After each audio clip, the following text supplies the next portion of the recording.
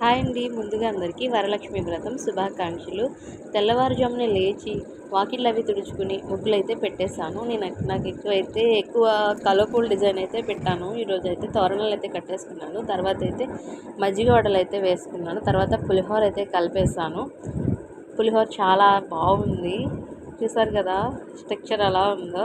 తర్వాత అయితే పూజకు కావాల్సినవన్నీ సర్దేసుకున్నాను. పువ్వులు, కలువ పువ్వులు అన్నీ తెప్పించేసుకున్నాను. ఈలోగా మా అన్నయ్య వాళ్ళు అయితే వచ్చారు.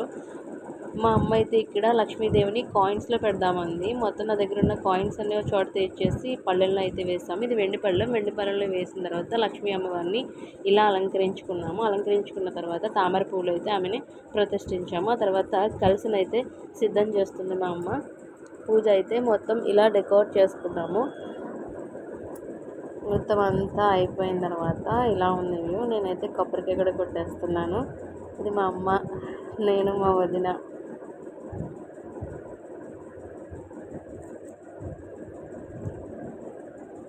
ఇప్పుడు మా అమ్మకైతే తాంబూలం ఇస్తున్నాను. మా అమ్మకి నేను, మా అమ్మ నాకు బొట్లు అయితే పెడుతుంది. కాళ్ళకి నమస్కరించుకున్నాను. ఇలా కాళ్ళు పట్టడం వల్ల కూడా మనకి సాక్షాత్ లక్ష్మీదేవి కాళ్ళు పట్టినట్టు ఉంటుందంట. మా వదినకి అయితే నేను పెట్టేశాను. మా అన్నయ్య భార్య కనుక తనకి కూడా కాళ్ళకి నేను దండం పెట్టుకున్నాను. తాంబూలం అయితే ఇచ్చేసాను.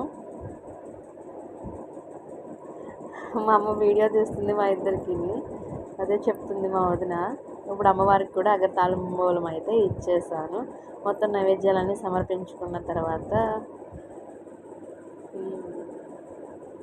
చక్కగా ఇలా అయితే చేసుకున్నాను నేనైతే. ఇదండి ఇవాళ video. Please share and subscribe.